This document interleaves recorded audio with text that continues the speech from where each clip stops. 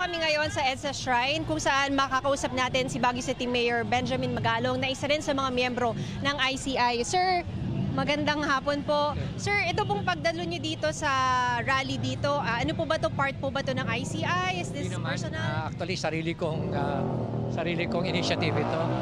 Dahil nga nakita mo, kailangan kaisa tayo sa taong bayan pagdating dito sa laban sa korupsyon. Ito na kasi yung matinding hamon ngayon sa atin. In the past, we have been promoting yung good governance, advocacy. Kaya lang nakita natin na isa pinakamatinding hamon dito itong corruption, laban sa corruption. Kaya ito ngayon, nagkaroon tayo ng initiative, nagkaroon tayo ng pagkakataon para ipakita na nakikiisa tayo sa taong bayan. Sir, itong mga ganitong malalaking mga rally, sa tingin niyo paano ito makakaapekto dun sa mga ongoing na investigations, particularly dun sa flood control anomalies? Alam mo, gusto ko lang banggitin sa iyo na hindi lang flood control yung tinututukan ng ICI. Basta infrastructure na projects. Basta nakita namin na may anomalya dyan, imbestigahan yan. Malaki ang epekto nito kasi dito magpapatunay talaga na nanonood at nakikinig, nag-oobserba ang ating taong bayan kung ano magiging resulta ng mga iba't ibang investigasyon. Kaya napakalaking hamon din sa amin, especially sa ICI, na talagang magpakita ng resulta. Hindi kami kailangan matulog dito. Kumbaga, we have to hit the ground running and continue to hit the ground running. Yun ang pressure sa amin. Napakataas yung expectation, napakataas yung pressure. Kaya kailangan mag-deliver kami ng resulta rito. Kaya kung minsan nga, napapabayaan ko na yung trabaho ko bilang mayor ng Baguio at nakatutok talaga kami rito. Sir, sa mga susunod na araw, sino-sino pa yung inaasahan na ipapatawag ng ICI? Meron ba tayong listahan? Marami. Nakalinya na, nakapila na yung mga ipapatawag. So bahala na siguro yung ICI na mag-announce doon. Ang importante rito is tuloy-tuloy yung aming pagsisiyasat. At kailangan kasi, unang-una, kailangan magkaroon talaga ng may mananagot dapat.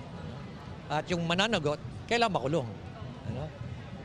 Naalala ko nga yung sinabi ng isang kaibigan natin sa religious sector, na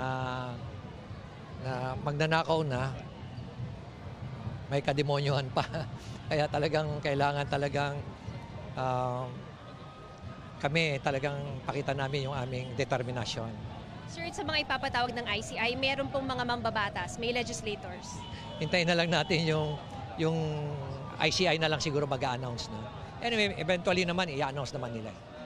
Tapos sir, nito pong kahapon lang po ay pinalabas po yung dating DPWH First District Engineer ng Bulacan na si Bryce Hernandez na umuwi para kumuha ng ebidensya. Ano po yung coordination ng Senado sa inyo dito? Well, tuloy-tuloy yung pakikipag-ugnayan namin sa kanila. In fact, kahapon magkakasama nga yung aming personnel, aming investigators through the Philippine National Police, yung CIDG. Kasama rin yung aming personnel sa ICI, yung lawyers namin, together with personnel then from the Office of Senator Lacson. So nag-uusap kami ni Senator Lacson at inassure naman niya kami na ita-turn over niya lahat. Importante lang muna is they will take custody over all this, yung mga pieces of evidence, tapos ita-turn over naman nila sa amin. Sa evidences, sir, may ledger din ho ba siya kagaya ng alleged ng mga diskaya? Lalabas lahat yan.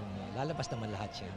Sir, tapos yung pong binanggit din ni Bryce Hernandez na willing ho siyang ibalik yung mga nakuha niya, ano ho yung commitment niya sa ICI? Well, nakita ko naman yung kanyang sincerity pagdating dyan. Kasi nag-usap kami, tapos during the interview, nag-commit din siya na talaga i-deliver niya lahat, i-turn over niya lahat, except siyempre yung mga pakiusap lang niya, yung mga namana niya sa kanyang mga magulang, kung pwede, ma-retain sa kanya.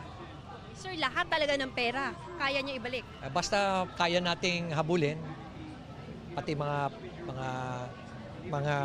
kagamitan o kaya mga sasakyan at kung ano-ano pa, let's say mga basta fruit of the corruption, kailangan ma-recover natin lahat yan. Pera kasi ng tao bayan yan. Sir, ang mga diskaya naman po lumapit na sa DOJ for possible witness protection. How does the ICI take this po? Well, alam mo, may proseso naman yan, may evaluation yan. So hintayin na lang natin siguro na ang Department of Justice, which has the purview of the authority to decide on it. Kasi hindi naman hindi naman ICI ang may authority pag-determine sa kung sino yung dapat ilagay sa Witness Protection Program. Sir, doon lang po sa pag-iikot ninyo after nga po mabuo itong ICI, gaano na ho kalaki, gaano karaming mga anomalya ang nakita ninyo sa investigasyon ninyo? Well, pati ako mismo nagulat eh. Alam ko kasi widespread, pero hindi ko akalain na, alam ko na matindi, pero I was really surprised with the magnitude, yung depth, yung level ng corruption, na kumbaga parang naging kalakaran, naging normal rather than an exception. Kaya talagang itong mga ganitong pagtitipon, kailangan natin to because people need to speak up and speak out. Kailangan maramdaman ng ating mga political leaders na seryoso na ang ating mga taong bayan. Na kailangan wakasan na natin ito at sana tuloy-tuloy lang to. Hindi yung pagdating ng 2028, ngayon ibabalik uli natin yung mga dati nating alam natin tiwali. Sayang lang itong mga paghihirap natin na to. Sir, si Pangulong Bongbong Marcos, wala po siyang deadline na ibinigay sa inyo, pero meron ho bang self-imposed deadline ng ICI? Yes naman. Wala naman siya binigay sa amin na deadline. Pero kumbaga implicitly naramdaman kaagad namin yung pressure sa amin na kailangan namin magpakita ng resulta kaagad. So 1 week na kami, tuloy-tuloy at hopefully may mangyayari na in the next few weeks. Sir, when you say resulta, ano hong ibig sabihin ng resulta? May nakasuhan. Tapos, siyempre, matatagalan ng konti kasi evaluate. Hopefully, in a month time, meron na makukulong. Sir, panghuli na lang po kasi nga po ngayong araw na ito marami pong malaking rally ng mga nag-aalsa laban doon sa mga anomalyang flood control projects. Ano lang po yung mensahe nyo sa publiko on behalf of the ICI? Okay, sa ating mga kababayan, gusto lang po parating sa inyo. Napakaganda po itong ating pinapakita. Sana po we have to act within the confines of the law para walang magkasakitan, walang madisgrasya, walang masaktan. Ganon na rin po yung mga properties. Sana ipakita na natin na tayo po yung edukado at hindi po yung mga korap na opisyal at hindi po yung mga korap na opisyal at mga korap na mga politiko. At sabi ninyo, sir, walang sasantuhin ang ICI. Ay dapat lang walang sasantuhin to at kailangan without fear or favor.